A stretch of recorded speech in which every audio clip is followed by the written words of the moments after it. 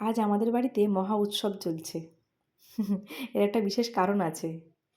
আর সেই কারণটা বলার আগে বলি, হ্যালো আসসালামু আলাইকুম, কেমন আছো সবাই? আশা করি সবাই খুব ভালো আছো। আমার বড় ননদের একমাত্র ছেলে আরব থেকে বাড়ি ফিরেছে, আমাদের সবার প্রিয় শাহিন। তো সেই উপলক্ষে আজ বাড়িতে হবে বেশ ভালো করে সুন্দর করে জমিয়ে রান্না, সঙ্গে একসঙ্গে সবাই মিলে খাওয়া দাওয়া, সেই সঙ্গে অনেক আনন্দ। তো আমরা ভাবলাম অনেক দিন মাটির চুলোতে রান্না খাওয়া হয়নি, তো সেই জন্য ভাবছি আজ মাটির চুলোতেই রান্না করা হবে।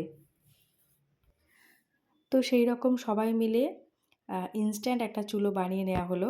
বাড়িতে বেশ কিছু ইট ছিল, দেখো সেগুলো দিয়েই মোটামুটিভাবে কাজ চলে যাওয়ার মতো একটা চুলো বানিয়ে নেওয়া হয়েছে। আর বাড়িতে ছিল বেশ কিছু কাঠ।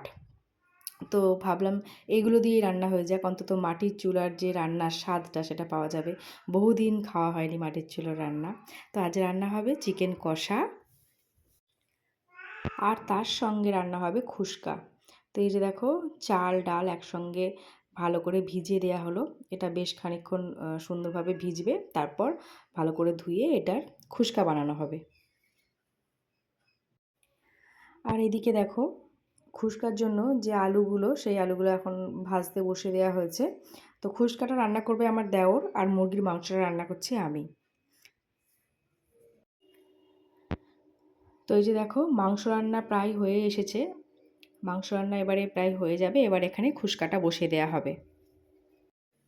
তো মাংস রান্নাটা নেমে গেছে, এবার গ্যাসের মধ্যে শুধু আলুটা একটু ভেজে নেওয়া হয়েছিল। তারপরে যে দেখো, আমার দেওর এখানে খুস্কাটা বসিয়ে দিয়েছে। ও পুরো রান্নাটাই করছে এই খুস্কাটা। তো মাঝে মাঝে একটু নেড়ে দেওয়া হচ্ছে। আর কাঠের আছে তো, খুস্কা রান্না ভীষণ সুন্দর হয়। একেবারে মানে গুমে গুমে আস্তে আস্তে, খুব মানে কম জালে হয়, তো দারুণ টেস্ট হয়।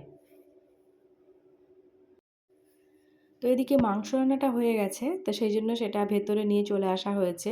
আর ওই চুলোতে এখন খুস্কা রান্না করছে আমার দেওর। আর এখানে দেখো, একদম লাল লাল করে সুন্দর করে একদম মাংসের ঝোল, দেখেই খেতে ইচ্ছে করছে।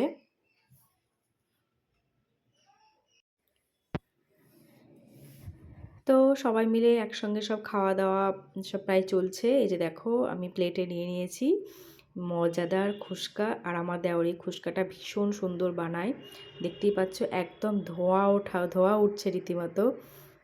তো একদম মানে ঝরঝরে হয়েছে, ভীষণ সুন্দর টেস্ট হয়েছে, দারুণ দারুণ।